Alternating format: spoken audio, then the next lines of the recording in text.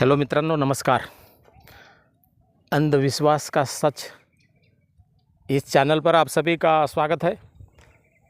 अकोले ज़िले में एक फेमस गांव है दहातोंडा, 10 तोंडा भी कहते हैं उसे। इस गांव में मेरी ससुराल है और यहाँ के जो स्मशान भूमि है कई दिनों से टूटी हुई है। यहाँ पर आने के लिए रास्ता भी नहीं है, 1 किलोमीटर दूर से आना पड़ता है। अभी वहाँ से मैं चलकर और 2 साथी है हमारे, तीनों मिलकर के अभी आए हैं। हम आधा घंटा लगा हमें यहाँ पर पैदल आने के लिए। अंतिम यात्रा में आने वाले लोगों को बहुत कठिनाइयों का सामना करना पड़ता है। यहाँ की जो दुर्दशा है दोस्तों, वो मैं आपको दिखाना चाहता हूँ। यहाँ पर अंतिम संस्कार के लिए प्रेतों को लाया जाता है और यहाँ पर अग्नि संस्कार किया जाता है। लेकिन ये यहाँ पे मैं आ गया हूँ नीचे, यहाँ पर रखा जाता है। चारों तरफ से कंपाउंड भी नहीं है, कुछ भी नहीं है। लोहे की रॉड चाहिए, वो भी नहीं है। और यहाँ पर किसी भी प्रकार की सुविधाएं नहीं दिखाई दे रही है मुझे।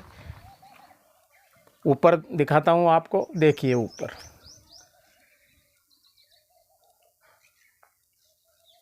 अग्नि से पूरे टीन जल चुके हैं। यहाँ पर गिरे हुए हैं टीन। यहाँ आने के लिए भी रास्ता नहीं, पानी की व्यवस्था नहीं, कुछ भी नहीं है। यहाँ पर बर्तन रखे हुए हैं। अंतिम यात्रा में आने वाले लोगों को बैठने के लिए किसी भी प्रकार की सुविधा नहीं है। यहाँ पे न तो हैंडपम्प है, न बैठने के लिए शेड है, या ये स्मशान भूमि लगता है। कुछ भी नहीं दिखाई देता है। हम बड़ी बड़ी बातें करते हैं, लेकिन आज गाँव में स्मशान भूमि की ये स्थिति है। इस गांव से एक से बढ़कर के एक विद्वान लोग पढ़े हैं। गांव में रहते थे, पढ़ते थे, शहरों में जाके बस गए।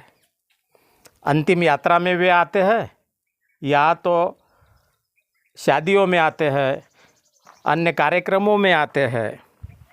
उन्होंने सरपंच को कहा होगा, अन्य लोगों को भी कहा होगा कि हमारे दहातोंडा में आने जाने के लिए रास्ता नहीं है, अंतिम संस्कार करने की बहुत तकलीफ़ होती है। लेकिन ये काम नहीं हुआ है। आगे थोड़ा सा रास्ता बना हुआ है, किस प्रकार का रास्ता है वो भी मैं अभी आपको दिखाता हूँ। लेकिन यहाँ के ये एक व्यक्ति है, उनसे पूछता हूँ कि यहाँ की स्थिति क्या है, वो हमें बताएंगे। भाऊ नमस्कार। नमस्कार. तुमचं नाव काय आहे? दयाराम बालूसिंग पवार. तुमच्या या दहातोंडा गावाचे लोकसंख्या किती आहे? 3000. 3000. हो. आणि या ठिकाणी अंतिम संस्कारासाठी कोणत्या समाजातील लोकांना आणण्यात येते? बंजारा समाजात. हो. आणि इतर समाजातील लोकांसाठी कुठे आहे? तिथेच आहे, अर्धा किलोमीटरवर अंतर आहे ते. अच्छा, अर्धा किलोमीटरच्या अंतरावर आहे का? हो. बरं, अंतिम संस्कारामध्ये म्हणजे आणण्यासाठी काही त्रास होतो का? त्रास म्हणजे फसत यावं लागते, म्हणजे चिखलामध्ये यावं लागतं? चिखलामध्ये यावं लागते. तिथून पांधणीतून आम्हाला पाण्यातून घसरत यावं लागते इकडच्या तिकडे. बरं, हा रोड का नाही बनला? इथपर्यंत येण्यासाठी रोड का नाही बनवण्यात आला? सरपंचाने लक्षच दिलं नाही. कोणत्या सरपंचाने लक्ष नाही दिलं नाही, का? बरं, मग या ठिकाणी टीन शेड नाही, काही नाही, काहीच नाही. याची तक्रार तुम्ही केली नाही का? या समस्येची या समस्याची केलीच नाही.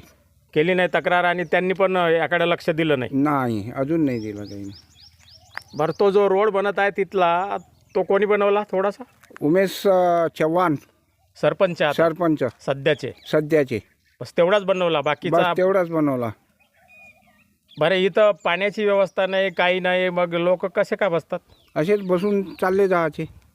आणि पावसाळ्यामध्ये पाण्यात भिजवायचे. अच्छा, म्हणजे फार त्रास आहे. त्रास आहे.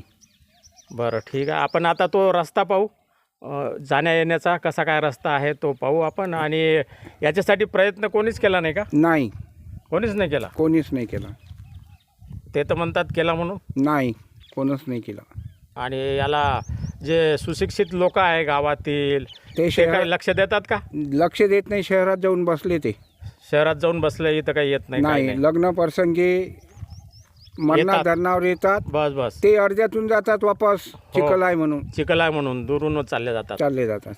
बरं, ठीक आहे, धन्यवाद. पाहू आपण आता इथं येण्याचा मार्ग दाखवतो तुम्हाला. चारी बाजूला जंगलच जंगल आहे. इकडं नदीचा परिसर आहे, तिकडे दिसत असेल तुम्हाला. हा छोटासा रोड आहे इथे.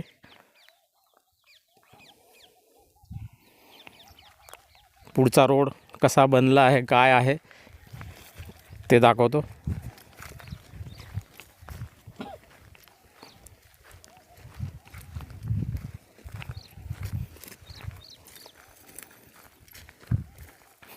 फक्त शहरातील मोठमोठ्या इमारती बांधणे आणि सिमेंटचे रोड बांधणे हा देशाचा विकास नव्हे. प्रत्येक गावामधील स्मशानभूमी चांगली बनली पाहिजे. कमीत कमी तिथे येण्यासाठी चांगले रस्ते बनले पाहिजे. या ठिकाणी बसण्याची व्यवस्था पाहिजे, पाण्याची व्यवस्था पाहिजे. ह्या व्यवस्था स्थानिक स्वराज्य संस्था करतात, ग्रामपंचायत आणि इतर सरकारी विभागातर्फे. परंतु त्यांचं इकडं लक्ष आहे का, तुम्हीच सांगा. ह्या रस्त्यानं चाललो आता आम्ही इकडे. हा रस्ता दिसत असेल, पैदल चालणं मुश्किल आहे. रस्ता दिसतच नाही आम्हाला, बघा ना.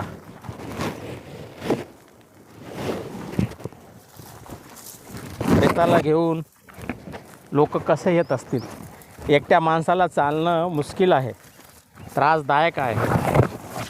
तर ते लोक कसे येत असतील याचाही विचार संबंधित लोकांनी करायला पाहिजे.